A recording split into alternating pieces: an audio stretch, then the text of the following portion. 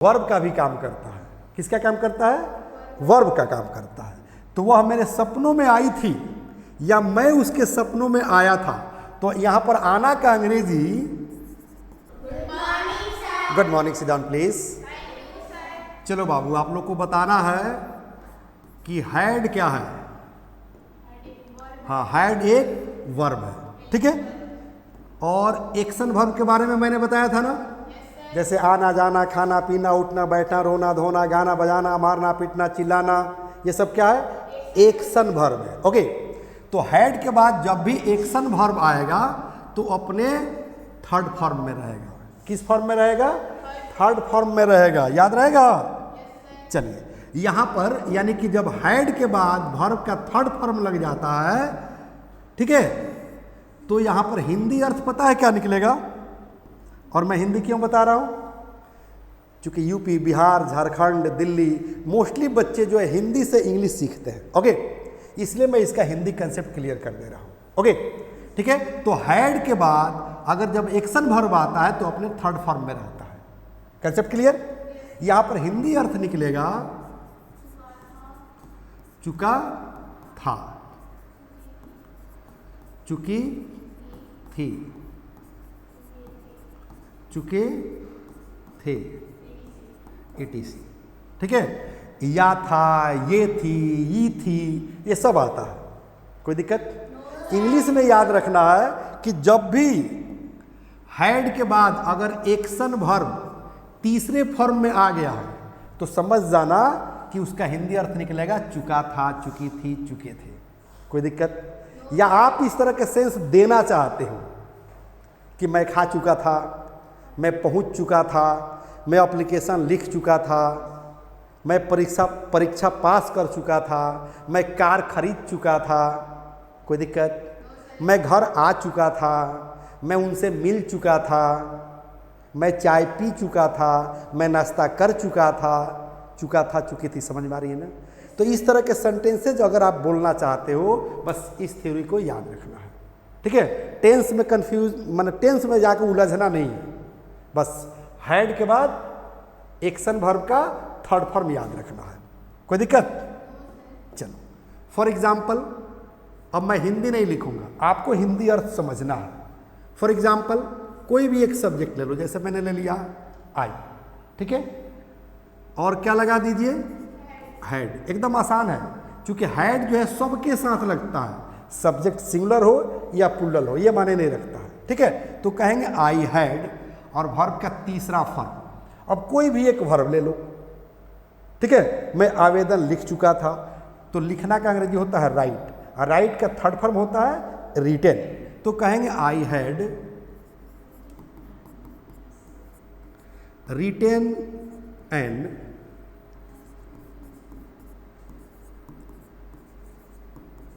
Application, ठीक है। I had written an application मतलब मैं एप्लीकेशन लिख चुका था, मैं आवेदन लिख चुका था। किसके पास? किसी के पास लिखा था ना, तो कहेंगे टू द प्रिंसिपल, ठीक है। हम प्रिंसिपल के जगह पर अगर हम कह दें क्या चीज? डीएम, यानी कि डिस्ट्रिक्ट मजिस्ट्रेट, तो हम डिस्ट्रिक्ट मजिस्ट्रेट के पास आवेदन लिख चुके थे, ठीक है। अगर हम डीएम के जगह पर कर दें एसपी, मतलब मैं एसपी के पास आवेदन लिख चुका था, ठीक है। हम यहां पर कर दें सीएम, हाँ, चीफ मिनिस्टर, यानी कि मैं सीएम के पास आवेदन लिख चुका था। अगर हम यहां कर दें पीएम, मतलब प्राइम मिनिस्टर, यानी कि मैं प्रधानमंत्री के पास आवेदन लिख चुका था। समझ में आ रही है? कोई दिक्कत? चलो, एक बात बताओ, कंसेप्ट ही क्लियर करना है ना, ज़्यादा सेंटेंस की जरूरत नहीं है, कंसेप्ट क्लियर होने चाहिए, ठीक है। तो जैसे ये अलग अलग पोस्ट आ गया, सिमिलरली यहाँ पर आप सब्जेक्ट अब चेंज कर दो, ठीक है। जैसे आई था, ठीक है ना, अब आई के जगह पर क्या कर दीजिए? वी कर दीजिए कि we had written an application to the principal. हम लोग प्रिंसिपल के पास आवेदन लिख चुके थे, डीएम, डीएम के पास एप्लीकेशन लिख चुके थे। एसपी, एसपी के पास आवेदन लिख चुके थे। सीएम, सीएम के पास हम लोग आवेदन लिख चुके थे। यानी कि यहाँ पर सब्जेक्ट चेंज कर दो, बाकी सब सेम रहेगा। अगर यहाँ पर हम ही कर दे, सी कर दे कर दे, बाकी सब सेम रहेगा। पता है क्यों? क्योंकि हैड जो है सबके साथ लगता है। कोई दिक्कत? तो कंसेप्ट क्लियर हुआ कि नहीं? अगर कहा जाए कि राम पहुंच चुका था, राम पहुंच चुका था, तो क्या कहेंगे? जल्दी बोलिए। राम पहुंच चुका था तो कहेंगे हाँ, राम हैड रीच्ड। ठीक है, राम पहुंच चुका था। और कहां पहुंच चुका था? दिल्ली। तो कहेंगे Ram had reached Delhi, Mumbai, Goa, Japan, America, जहां वो पहुंचा होगा यहां लिख दीजिए। कोई दिक्कत? अरे रीच माने होता है पहुंचना, तो किसी जगह पर ही पहुंचेंगे ना। ठीक है, लेकिन अगर कोई जो है अंतरिक्ष में जा रहा है, जैसे सुनीता विलियम्स है ना, तो लिखेंगे ना कि सुनीता विलियम्स पहुंच चुकी थी, तो कहेंगे ना कि सुनीता विलियम्स हैड रीच्ड। और जहां पहुंची थी उसका डेस्टिनेशन जहां था उसको यहां दर्शा दीजिए, लिख दीजिए। हम लोग स्कूल पहुंच चुके थे तो कहेंगे we had reached a school. ठीक है, कहेंगे वह चुनाव जीत चुका था, वह चुनाव जीत चुका था। तो देखिए, तो चुका था चुकी थी आ रहा है कि नहीं? लेकिन हिंदी की तरफ नहीं जाना है, हिंदी की तरफ नहीं जाना है। आपको लगे कि पास्ट टेंस में कोई क्रिया समाप्त हो चुका है, ठीक है ना, तो सब्जेक्ट लगाइए और सेंटेंस को बोल्ड डालिए। ठीक है, क्या कीजिए? सेंटेंस को बोल्ड डालिए। जैसे वह चुनाव जीत चुका था तो क्या कहेंगे? He had. और विन माने होता है जीतना, और विन का थर्ड फॉर्म क्या होता है? ओन। तो कहेंगे he had own the election. ठीक है ना, और वह मेरा दिल जीत चुकी थी, तो कहेंगे सी हैड, या सी कर देंगे, कहेंगे she had own my heart. वह मेरा दिल जीत चुकी थी। और वह मेरा कलम चुरा चुकी थी, तो कहेंगे she had stolen my pen. और वह मेरा दिल चुरा चुकी थी, तो she had stolen my heart. समझ रही है ना? तुम मेरा पेंसिल चुरा ली थी, you had stolen my pencil, cutter, notebook, pen, जो चीज चुराई है बोल डालो। ठीक है ना, तुम मेरा नींद, चैन सब चुरा लिए हो, तो चुरा लिए हो ये प्रेजेंट परफेक्ट हो गया। और चुरा चुके थे तो पास्ट परफेक्ट हो गया। ठीक है ना, अगर हम टेंस की बात करें तो ये किस टेंस को शो कर रहा है? बताओ तो आप लोग। हाँ, पास्ट परफेक्ट टेंस को शो कर रहा है। लेकिन टेंस पर कंफ्यूज नहीं होना है, टेंस में उलझना नहीं है। ये सिर्फ क्या है? पास्ट टाइम का क्या है? पास्ट टाइम का वर्ब है। क्या है? पास्ट टाइम का वर्ब है। इसलिए आप लोग को याद रखना है कि हैड के बाद वर्ब का थर्ड फॉर्म यूज होता है। कोई दिक्कत? क्लास कौन सा है आज का? जल्दी बोलिए। 35। ठीक है, चलिए आज का क्लास क्या हो गया? 35। अब इस तरह से सेंटेंस आप लोग खुद से बना सकते हैं कि नहीं? बताओ आप लोग बना सकते हैं ना? हाँ, तो सेंटेंस बनाना भी है और कमेंट में बताना भी है कि कंसेप्ट क्लियर हुआ या नहीं हुआ। और आप लोग तो ऑफलाइन में बैठे हो, आप लोग डायरेक्ट पूछ सकते हो, कोई दिक्कत? मम्मी चाय बना चुकी थी, मम्मी खाना बना चुकी थी, सर आप चले गए। क्यों चले गए? मम्मी तो खाना बना चुकी थी। इस तरह से हिंदी में बात करते हैं ना, तो बनाओ कि मम्मी खाना बना चुकी थी, मम्मी चाय बना चुकी थी, तो कहेंगे मम्मी हैड प्रिपेयर्ड टी, या मम्मी हैड मेड टी। कोई दिक्कत है? तुम मेरा कलम तोड़ चुके थे, तो you had broken my pen. और वह मेरा दिल तोड़ चुकी थी, तो she had she had broken my heart, है कि नहीं?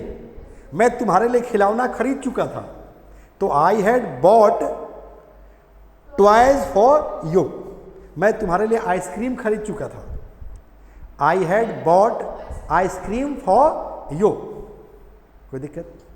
मैं आपके लिए टिकट बुक कर चुका था, तो I had booked a ticket for you, है ना?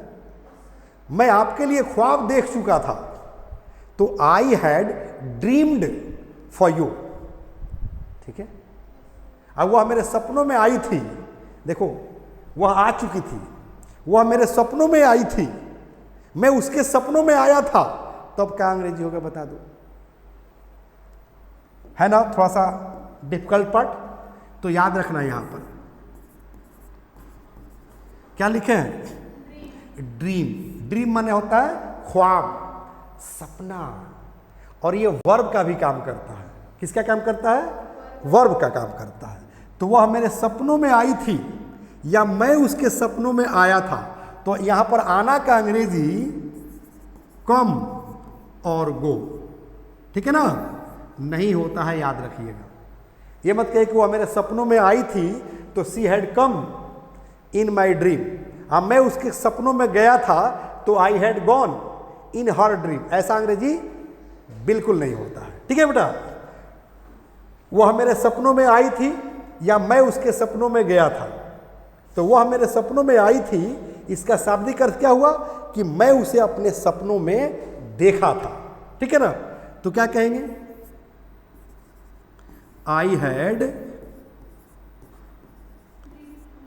ड्रीम्ड हर। समझिए इस कंसेप्ट को। कह रहे कि आई हैड ड्रीम्ड, मैंने ख्वाब देखा था, कह रहे कि हर, उसका। तो उसका जब ख्वाब देखा तो मेरे सपनों में आ नहीं गई, ठीक है ना? वह मेरे सपनों में आई थी, इसी का मतलब हुआ कि वह मेरे सपनों में आई थी। अब मैं उसके सपनों में गया था, तब इसका मतलब क्या हुआ? हाँ, सी हैड ड्रीम्ड मी, मतलब वह मुझे सपनों में देखी थी। समझ में आ रही है ना? अब कम वो नहीं लिखेंगे, कम को नहीं होता है, बस सलमान खान के स्टाइल में काट दो इसको। कोई दिक्कत? नहीं दिक्कत ना? तो चलो बाबू, इसी तरह के कंसेप्ट के लिए और क्लियर कंसेप्ट के लिए, उलझने वाला नहीं, आपको आना होगा कहां पर? English plus by Sanjeev Sivani. YouTube पर जाकर क्या करना है? English plus by Sanjeev Sivani का सब्सक्राइब कर देना है, लाइक करना है, शेयर करना है दोस्तों में। कोई दुश्मन है तो किसी से शेयर करवा देना है, लेकिन कराना जरूर है। कोर्स आपको क्या मिलेगा? फैमिली पैक इंग्लिश सीखे। अब प्ले स्टोर पर जाते हैं तो डाउनलोड कर लीजिए और इजीली जो है सबको इंग्लिश सिखाइए, है ना बेटा? सिखाएंगे ना? गुड। और आप लोग जो किट पढ़ते हैं, यानी कि इस किट का किताब जो पढ़ते हैं, ऑनलाइन के भैया को भी क्या करना चाहिए? ऑर्डर करके मंगवा लेना चाहिए और पूरे परिवार के लोगों को इंग्लिश सिखाना चाहिए। देख रहे ना, 5 बुक्स जीरो टू हीरो, पुस्तकें नहीं, अंग्रेजी सिखाने का जादू है, सचमुच में जादू है, ठीक है? और यहाँ क्या कर रहा है? Family pack. और यहाँ क्या है? फैमिली पैक, यानी कि कोर्स भी फैमिली पैक और किताब भी फैमिली पैक। बहुत मजा आएगा, बिंदास इंग्लिश सीखेंगे, है ना? एक बार फिर से नारा लगा दें, शब्द के लिए रुके नहीं और भाषा के लिए झुके नहीं, क्योंकि आज हर जरूरत के लिए जरूरी है इंग्लिश। कोई दिक्कत? ले लें एक छोटा सा ब्रेक, कल फिर मिलते हैं। जय हिंद, जय Bharat. The first step towards achieving your dreams is having the right coach. Get the best education with English Plus by Sanjeev Sivani and make your spoken English dreams come true. Download the app now.